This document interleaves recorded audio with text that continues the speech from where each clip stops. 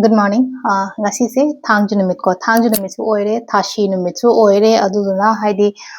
manifestations na traga releasing part se haidi yaring ai kaudana tobiro ko haidi iruzabada bo oiro ngantana haidi koi roxol gumba hapa ko laga iruzaba ko aduduma di reject na ngarang nahan ki videos tai na hape panjagre na ko aduduma leire aduga koina toboya base kai kai no have the haidi keno numit thashi numit manifestations aduga plus negativity kari krasuguma mayam se release to honba khulan ba haidi nahan gi akhoi gi black moon manifestations ye videos to hypeding biro ko adu yenga ga to birase ko adu dum lere ko sai releasing se loira matung dang sai aina paami ba pot mayam do hai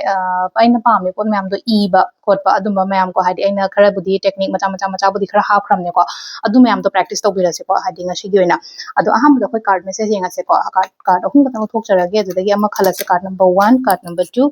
aduga card number 3 ko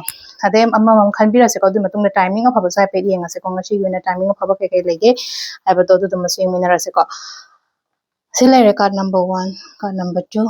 card number 3 ko ahan ba ni shuba ahum suba ko ahan ba khansira ani shuba khansira natraga ahum suba khansira ma khala se ko thangja gi number se 93 dere adu color na black natraga purple gumba kai gumba dumai na shepi be ko ahan ba ko first card khan ba yenga se ko first card khan ba yena celebrations so yana ko thaba ama chat pa to matam na ngasi do mai pak pa yai ko aina khalli ba thabak to ai ngonda success gumba kai gumba dumai na lak pa mi pun ba su oi success su oi ko number 2 khan ba ko number 2 khan ba yena ketang thawai nuai ta ba ko taba dumai taraga thawai nuai ta ngasai thashi purnima haiba matam sida bong khalena ko energy se yamna ken low feel to bune na hadi thawai ketang nuai ta ba ko taba dumai na feel to ba ko adu sigi part se semdo piyo ko thawai nuai tare hen ai thawai nuai ta na khe phammaga lai do shuru ko dine hambra hadi sise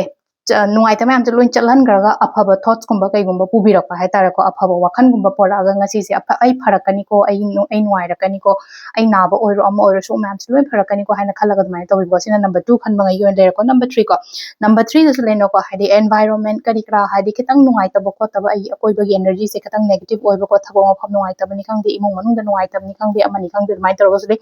aduga amasong laine competition challenge yamna leiba matam oina oibodo ko ngasi se ko ado sisina khoi gi keno leire ko khoi ken ngasi gi oina card ki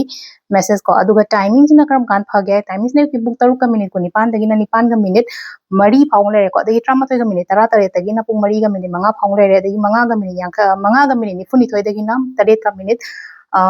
manga phaung leire ko sinung dawng ge ne ko aduga nung dang ge na 9 ka minute ko 19 dagi na 12 ga minute 93 phaung leire do nongalam dagi na ahum ga minute ko 9 dai na 3 ga minute 92 phaung leire ko sisina ko gi ngasi gi oina phaba timing ko ado sida leire ko gi daily card message se manifestations obiro releasing ke ka phajana to biro ngasi je nuai ta ko taba ma to yari nge chalang ro ko